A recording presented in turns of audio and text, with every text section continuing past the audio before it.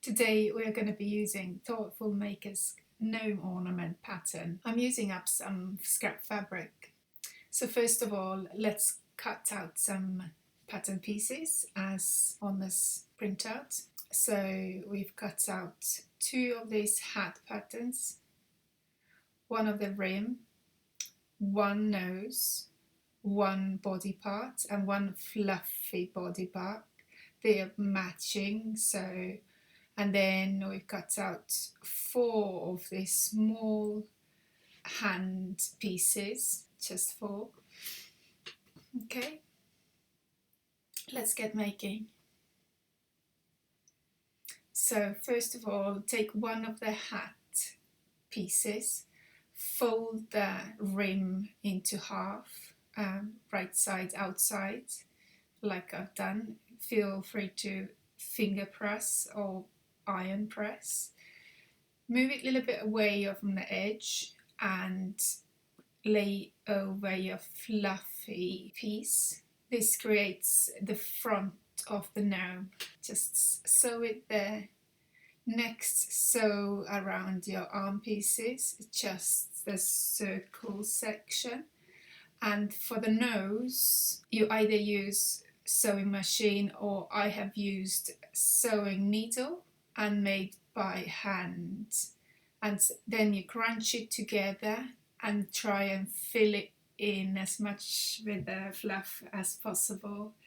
I'm using all kind of fluff and the excess material like thread cuttings. Then you just position the nose underneath the rim and hand sew it into the place like so.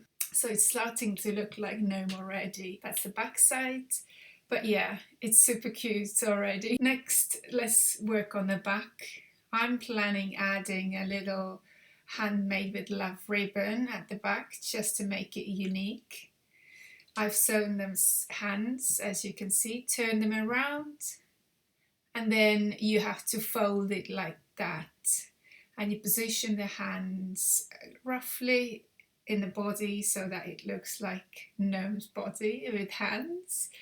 And the other one needs to be folded as well, and then it goes to another side, and you position them on either side of the back of the body, and you sew the ribbon or any decorations you want to do and the hands to the back of the body.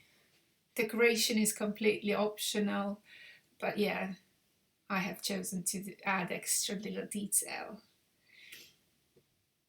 And then once this has been done, you just put the front and back gnome pieces together and sew around, leaving a little gap like so.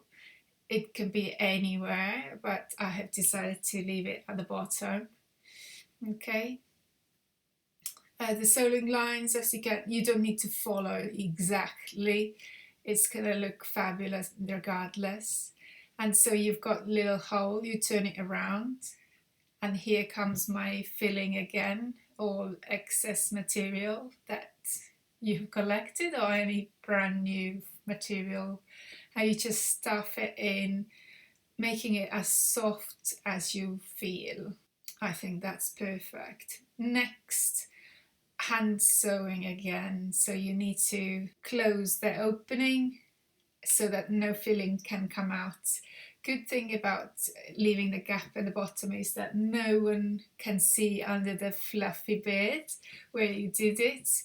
Next, we're gonna pull some threads to make the hat a little bit more characteristic, and then cover it with the extra piece of fabric scrap. This is optional, but I think it makes it more cuter. So here it is, looking gorgeous. Happy sewing!